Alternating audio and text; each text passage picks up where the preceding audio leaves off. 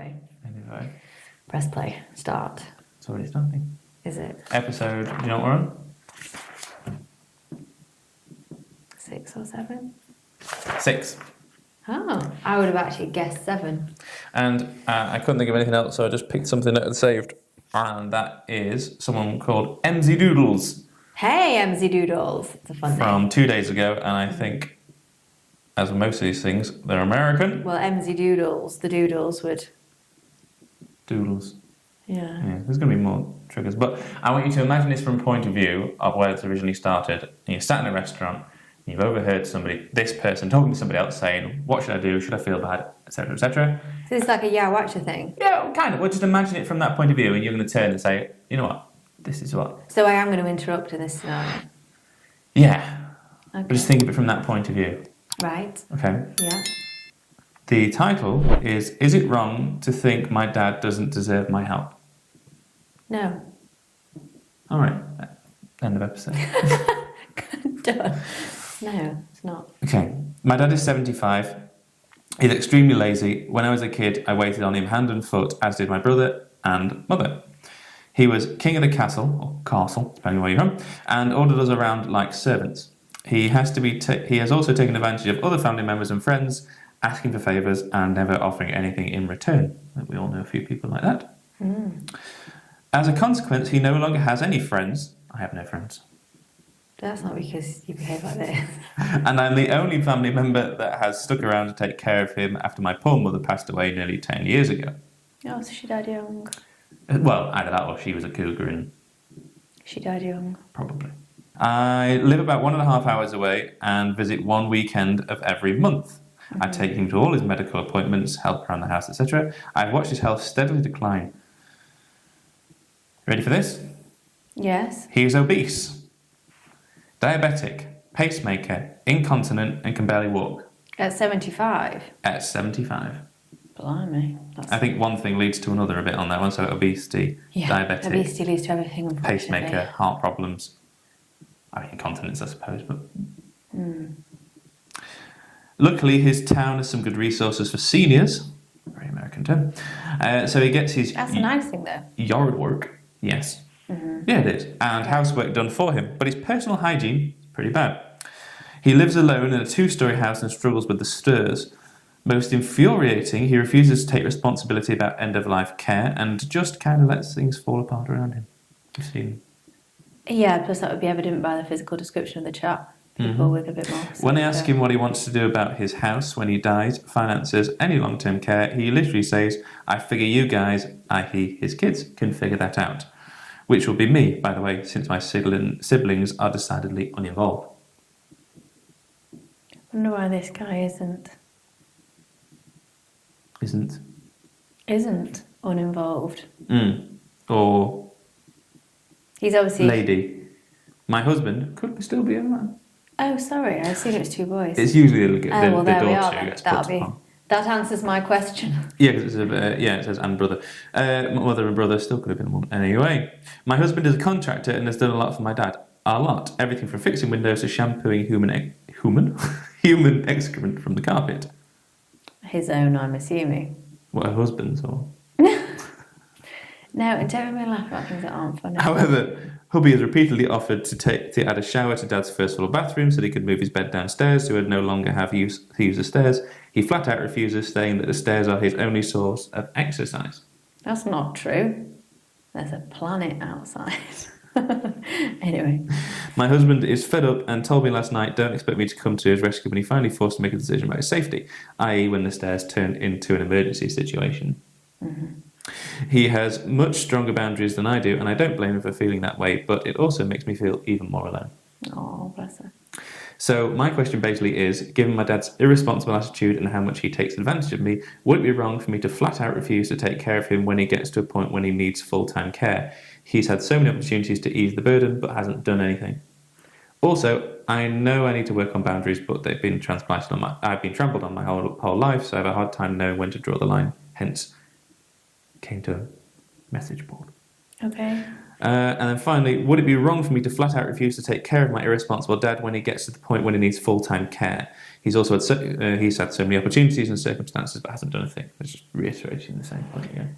No, of course it's not, is the answer to the question. It's nobody's obligation to look after an individual, whether we feel emotionally like it is or not, it isn't. So, no, if it was simple as choosing shall I or shan't I, and this person could choose, then that's fine. Say no, there seems to be good grounds as to why not. The boundaries thing is complex because if that's been a lifestyle, then that's going to be hard to break out of, especially if it is a she and she's the last person who's like a life source to this chap. That's going to add additional pressures.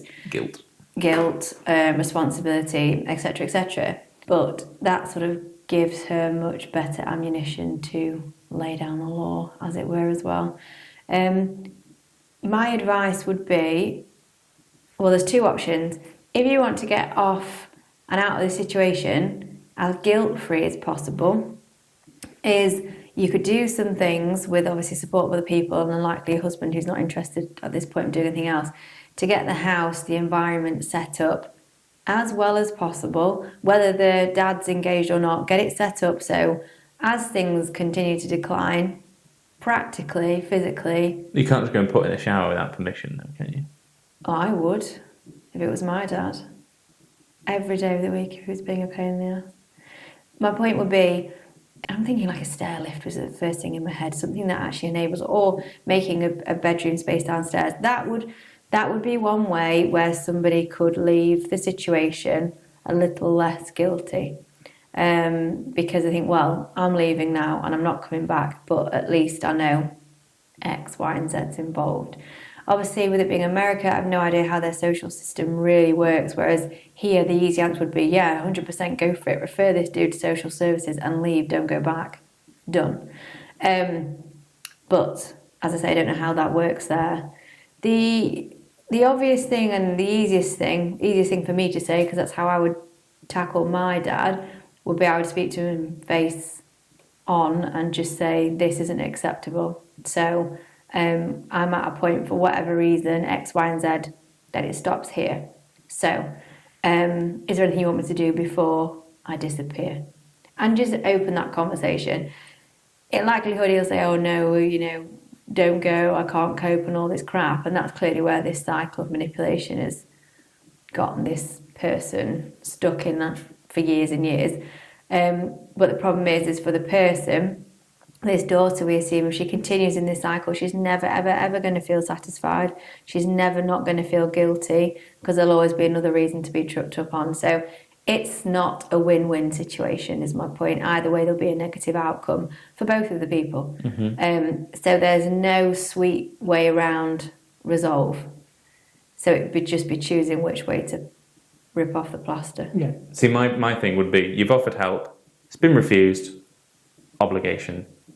There is no obligation. There's no obligation anyway. Satisfied. Or the feelings of obligation as a child to a parent, or whatever it might be. But this is where it's interesting because we have very, very different parents relationships with our parents. And literally you're on one side of the fence and I'm not directly on the other because mine's not straightforward, but it's certainly on. Yeah, but even if you went, side. bottom line is you're always coming from a situation where your dad listens to you and pretty much does everything you say. He doesn't. Yeah, but at the same time, he would if I frightened him. Yeah, but you'd have to come to the situation. Let's say he was unreasonable, where you said you put in a downstairs shower, or you're going to fall down the stairs and no one's coming to help you.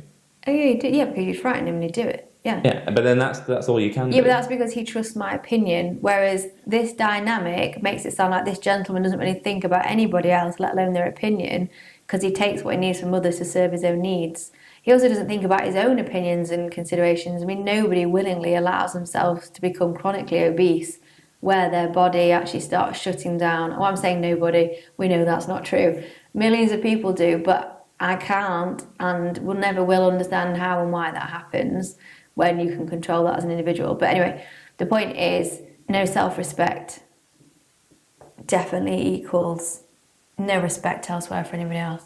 It just does. It's a pattern. So hence it's you're going to lose one way or another. But in the complication of a relationship with boundaries, where there isn't boundaries and there's trepidation over putting them in place, it would be just be choosing, if it was me, well, how do I get out of this feeling less guilty, less accountable, less worried when I've driven away and I'm like, oh, I'm gone, but oh yeah, but what if he does this, and what if that, and do you know what I mean? So from my point of view, I would bulldoze and I would set up what I think would be useful, and then I'd leave. Would be the honest thing to do. If this person wants to break away. If the reality of the situation, as I suspect, and it's no disrespect, is that this person actually can't get away from their dad, because even no matter how much they're going to try, there's years and years of childhood and adolescent and young adulthood. Issues is the wrong word. Incidents.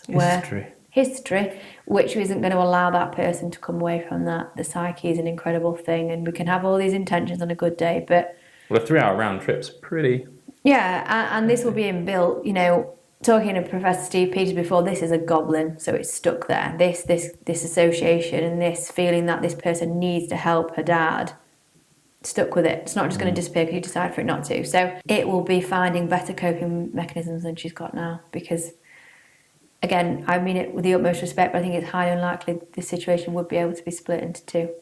But that doesn't mean she can't keep some form of relationship. It could be a phone communication. It doesn't have to be face-to-face, and she certainly does not need to be the person in attendance, nor does her husband. No, well, I think they have... each county has like a council of elder care, something like that, which would be the first place to go to say, this is the situation, what's available in the area. Yeah. And then, other than that, you are working in circle of influence, circle of control. I'm going to worry about what I can control. I'm going to worry a little bit about what I can influence. And I'm going to not worry at all about what's outside that circle. Yeah, well, in the reality of this actual psychological, emotional situation... Yeah, but it takes time. No, it doesn't. It doesn't happen. What you have to do instead here is accept that you can do the first 2 stages, but this just not worrying about anything that's within these 2 isn't possible. Instead, you develop coping mechanisms to prevent that worry. Yeah, well, it's not easy, but you have to... Yeah, but you can't say, ta-da. Yeah, I didn't mean like instantly, but whatever it takes. No, but I'm assuming this person's in her 30s, maybe even 40s, if her dad's 75. So there's been at least 3, if not 4 decades of this repetition of behaviour. You're not going to undo that. It's going to take some personal growth. He talked about that. Anyway. Yes, potentially, but... Well, you starting that now, even whether... I've kind of made a weird face. Whether you achieve it or not, it's going to help down the line when eventually he passes, and you're going to feel guilty anyway, in case you're going to work it, because then you've already started thinking of, well, that wasn't my fault. I couldn't control this. No, none of it is this person's fault. None of it. Like, literally, 0. It couldn't possibly be. Neither is the responsibility for him as her parent. That's the other way around. So there's 0.